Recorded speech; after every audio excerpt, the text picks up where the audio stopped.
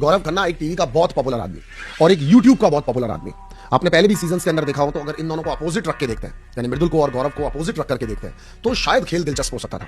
एक तरफ से टीवी वाले जनता का प्यार, एक तरफ से यूट्यूबर कम्युनिटी और यूट्यूबर का प्यार। लेकिन मेकर्स ऐसा चाहते नहीं चाहते, इसका मौका मृदुल तिवारी और गौरव दोनों ने नहीं दिया। यही खूबसूरती है इस शो की और साथ ही साथ इन दोनों कंटेस्टेंट्स की भी, यानी गौरव की भी और मृदुल की भी।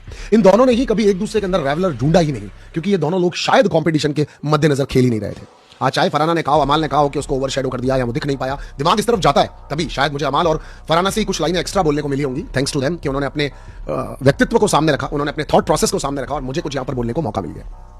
So it is very clear कि अगर मृदुल तिवारी और गौरव अगर अपोनेंट टीम से खेल रहे होते, यानी एक दूसरे से लड़ रहे होते, भिड़ रहे होते, तो शायद शो के डायनामिक्स कुछ और होते। लेकिन मृदुल को अपने जैसा ही या फिर अपने से बड़ा कोई इंसान दिखा जिसके अंदर एक डिग्निटी दिखी। चाहता वो कोनिका जी के साथ भी जा सकता था, उनका भी नंबर बहुत अच्छा था, वो भी एक बहुत ज्यादा पहुंची हुई लेडी थी। और देखा जाए तो Salman sir Kunickaa oh my darling हर बार आकर के बोलते भी थे, वो उनके साथ भी खेल सकता था।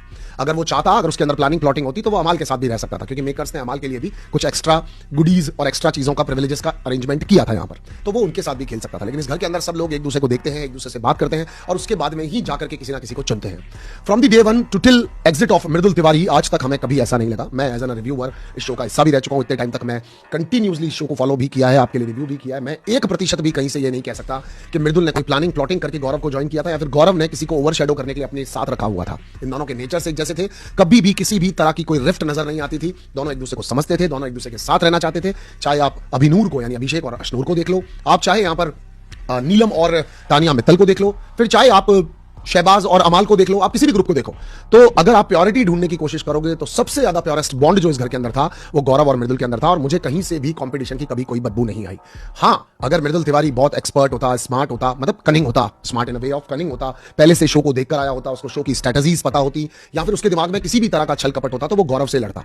मिड ऑफ द सीजन में लड़ लेता, पिछले इतिहास को देख करके कि पहले शुरू में किसी ने नाम दाम दे भी दिया, लड़ लेते हैं। लेकिन नहीं, मैं आपको सच बता रहा हूं, अगर नंबर्स की बात करते हैं और वोट की बात करते हैं, तो शायद किसी के भी दांत खट्टे करने की मृदुल तिवारी हिम्मत रखता था और उसकी इतनी कुव्वत थी, क्योंकि बाहर बहुत सारे एक्टिव फैंस जो कहते हैं, यानी बहुत सारे यूट्यूबर्स उसके सपोर्ट में आते हैं। उसके आने से पहले भी आपने देखा था the way he came in the house by supported him a lot of number of fans, और बहुत सारे लोगों ने उसके लिए वोट अपील भी मांगी थी। तो वो किसी को भी लोहे के चने यहां पर दबाने की कोशिश कर सकता था। मेकर्स भी अगर शो को इस पॉइंट ऑफ व्यू से देखते कि दो दोस्तों को ले जाकर के फिनाले में खड़ा करता हूं टॉप 2 में, तो शायद एक बहुत अच्छा इतिहास बनता। लेकिन मेकर्स ने कभी भी मृदुल तिवारी को अपनी लाइमलाइट में रखा ही नहीं।